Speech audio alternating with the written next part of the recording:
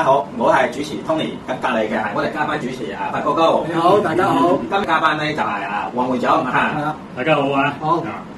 咁咧，首先我哋都係跟翻個程序啦嚇。咁就黃會長有個2至3分鐘嘅啲時間係啦。咁黃會長今日為我哋帶嘅主題係創意變係推動前進嘅引擎。冇錯。黃會長係。點解我揀創意變呢兩個議題咧？咁其實咧可以睇翻香港咧而家係好需要創意嘅。係。咁如果我哋仍然係即係抱殘守缺，仍然係做一啲傳統嘅方式去做一啲營運嘅話咧，咁其實對我哋嚟講咧就反而係落後咗好多其他地方。啱。咁喺呢一方面咧，即係特區政府啦，亦都近期咧即係積極咁樣去即係希望唔同嘅行業咧都發揮佢嘅創意，咁先至咧即係令到有個生命力啊嘛。咁所以咧即係創意咧係一個好重要嘅部分。另外一方面咧就係要變啊。咁所謂變咧好似特首李家超咁樣。咁之前亦都有提及到咧，好多行業咧而家經營上都有出現一啲困難。咁我哋咧亦都係要變。點樣變咧？要應變，要求變，同埋識變通。冇錯。如果唔係嘅話咧，好似話齋死糊糊咁樣，你去到個頭路都唔識行，都唔識轉，咁咪撞埋牆咯。咁所以喺呢一方面咧，其實好似我哋特別係餐飲行業啦，尤其是添，而家面對嘅困難咧係非常之多。咁呢方面咧，我哋如果唔變嘅話咧，咁真係對我哋個行業咧個影響真係大。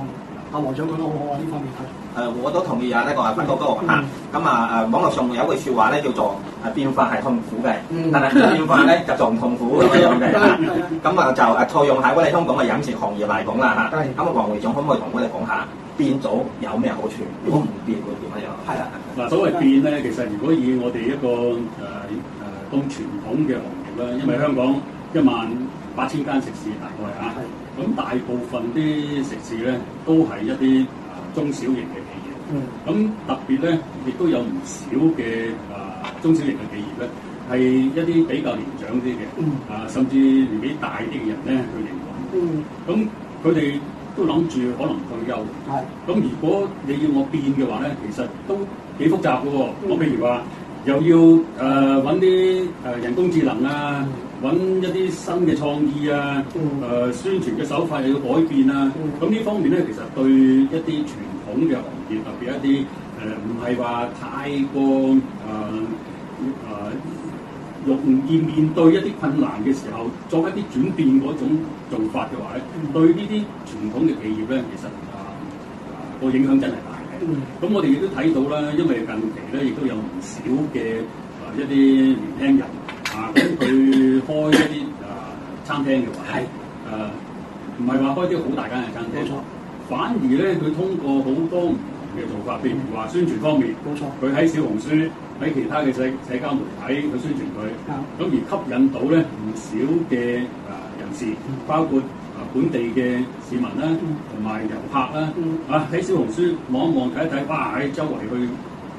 揾呢一間店鋪打卡又好，食嘢又好，咁咧對佢哋嚟講咧，增加咗好多生意。咁呢個咧就係變喺嗰個宣傳嗰方面嘅變化。咁另外一方面，譬如話喺營運嗰方面營運嘅話，我哋可以睇到啦。如果你仍然係抱住一啲傳統嘅形式去營運嘅話咧，咁甚至有啲旅客嚟到同你點餐，你都唔用個二維碼嘅，你都唔用一啲新嘅比較行前一啲嘅科技嘅嚟到去幫你營運嘅話咧，第一你嘅成本係增加咗，第二你嘅效率咧係減低咗，甚至咧我見到之前咧有一啲食肆，譬如話香港政府大力推動嗰個數碼經濟同埋甚至一啲電子支付嗰種方式，有好多小店咧都有啲抗拒嘅。你抗拒嘅話，對你嚟講真係百害而無一利。好多旅客嚟到香港，喂，特別內地旅客，喂，我都唔會點帶現金嘅，我就喺內地嘅時候淨係用支付寶啊、微信支付啊等等咁樣去做銷售啊。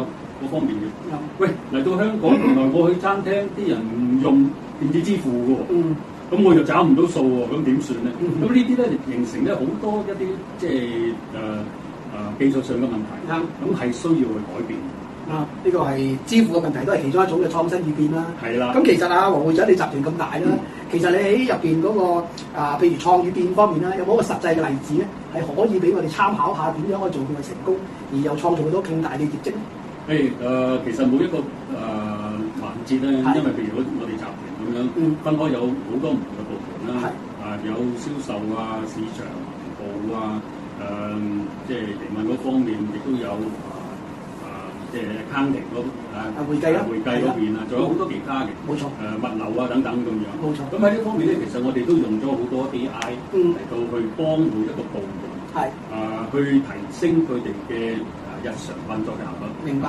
咁呢啲 AI 咧，其實初嘅時候，我哋啲同事咧都擔心嘅。喂，老闆，如果用 AI 會唔會減輕咗人手而炒魷啊咁樣？冇錯。咁但係咧，原來咧反而唔係嘅，反而咧係可以令到嗰個工作效率咧每一個環節都好啦，都提升到嘅。咁對佢哋嚟講咧，工作又舒服咗，又唔使咁即係成日俾老闆捽。咁喺呢一方面嘅話咧，咪好好多咯。甚至舉例啦，譬如我哋有個設計部，以往咧我哋請幾個設計嘅同事，咁咧就即係比較傳統啲嘅設計方式啦。咁但係而家咧可以睇到啦。AI 方面咧係幫咗佢哋好多喺創意啦，喺嗰個時間嗰方面係可以縮短咗好多啦。咁喺呢方面其實幫到佢哋，咁佢哋做得好開心咯。其實蔡總嘅香港商保用到好多 AI 啦，例如我哋而家新媒體做呢個訪問都係有好多 AI 嘅入邊啦，係咪蔡總？係，我哋傳媒行業一樣係要面對嗰個變化同創意嘅，一定係嘅，係啦。咁就如果講我哋香港商保點樣嗰個創意變化咧，呢個咧可以講另外一個節目啦。今日我哋聚焦喺黃會長呢度，咁咧就嗰個我都好奇咧，頭先就係幾個方面啦，係啦。咁就如果話喺物流喺採購方面咧，點樣變喺創意呢方面，黃會長可唔可以分享下？係啦。嗱，首先物流嗰方面啦，咁如果我哋唔用一啲人工智能嘅方式，或者一啲而家市面上咧，其實都有嘅好多一啲應用嘅程式咧，係可以幫到喺個物流嘅管控。咁可以你睇到啦，譬如話我哋公司咁樣嘅集有超過1000種產品。咁每一種產品咧，如果以往嚟講用人手去點嗰個存倉啦，喺嗰個倉庫嘅安排嗰方面啦，甚至一啲車隊嘅安排啦，顧客嘅落單嘅時候咧點樣倉務嗰邊執貨啊等等咁樣。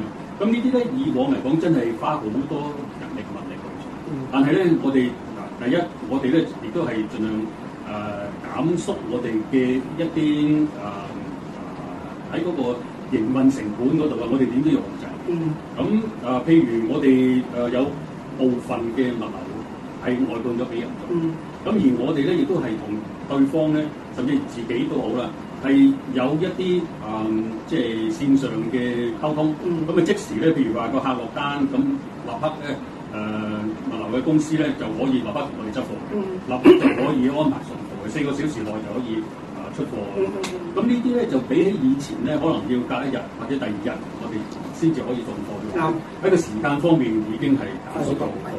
咁所以即係幫到大家喺個工作上嘅效率咯。咁其實就黃會長喺創新方面啦，其實我哋香港就同大灣區係緊密啦，係嘛？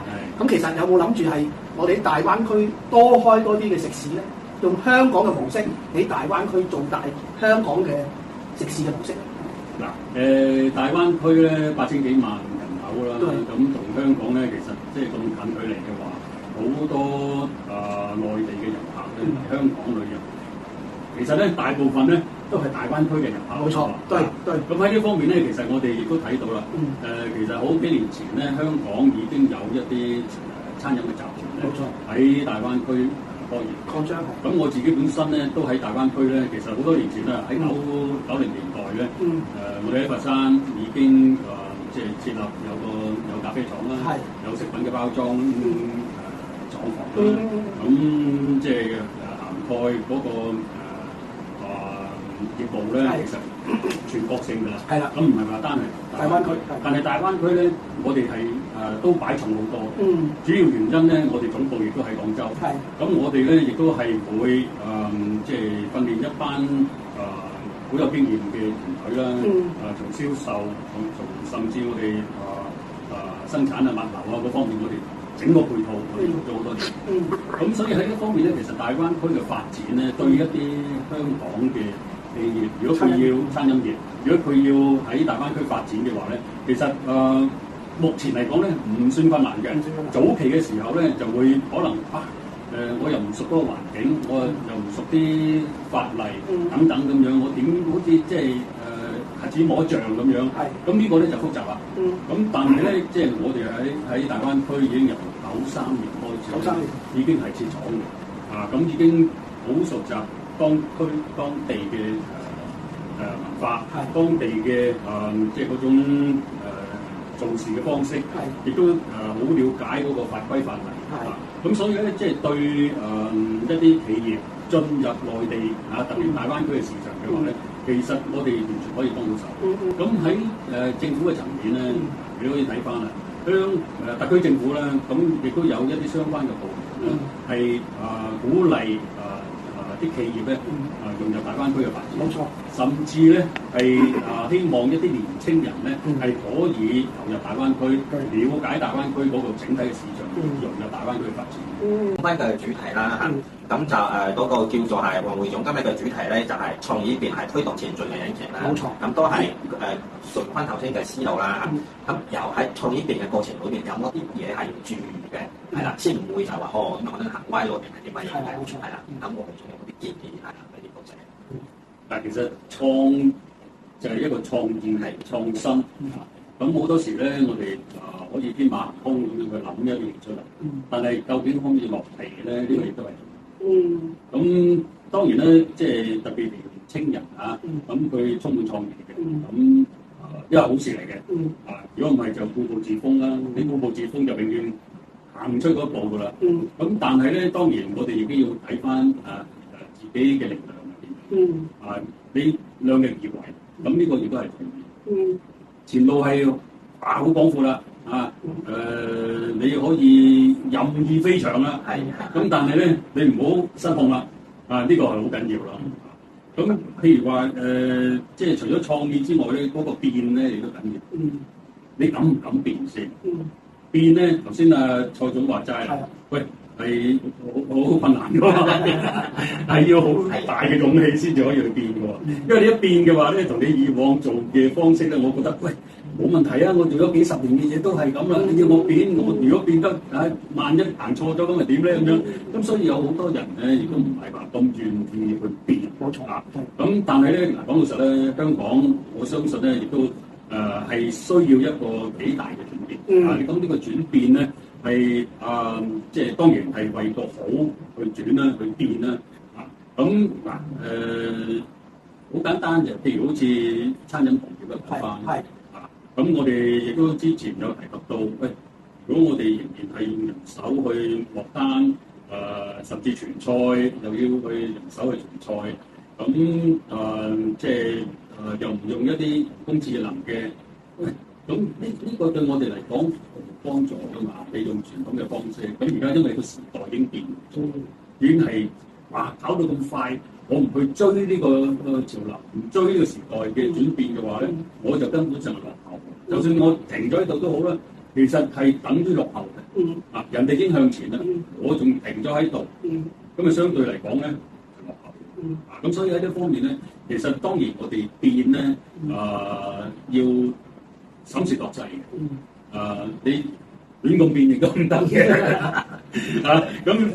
你始終咧都有個規範少少啦，咁你天馬行空又好咩都好，你有咁好嘅創意啦，咁而可以利用呢啲創意咧放喺你嘅營運嗰個企業嗰度嘅話咧，咁自不然咧可以即係水到渠成嘅，咁令到你嗰個業務咧可能係更上一層樓。咁但係當然要即係用力為係啦，穩步用錢咁樣係啦。其實就話蔡總都係好犀利㗎。係創語變係嘛？我哋嘅節目就係蔡總第一時間推俾我，我嗰陣時我都唔識答，係啊，我都唔識答佢。係咩嚟嘅咧？咩叫新媒體咧？我都未認識即係舊嘅媒體已經係要創新啦。咁啊，蔡總第一時間走出嚟就邀請我。咁我啊覺得呢個真係蔡總符合晒黃會長你兩位嘅，都係創語變嘅成功例子。多謝發哥，係啦，我都覺得我哋都幾好嘅，跟到時代嘅係啦嚇。咁啊我就黃會長又係啦，咁我又係啦，當然發哥我都係又係啦。咁一齊坐喺度嘅，咁就頭先咧就講到創意變啦，咁就嗰個實際上咧，我20年前咧就同黃會長做過訪問嘅，咁就嗰陣時我印象深刻嘅，咁就黃會長你嘅辦公室嗰度咧就有個牌，就大概啦話衝出香港，衝出香港好未來，好未來係啦，咁就唔係好未嘅未來，係未來將來個未來，係啦，咁就轉頭咧，黃會長可唔可以幫我哋講一講就係話咧，因為頭先即係創意變點樣影響？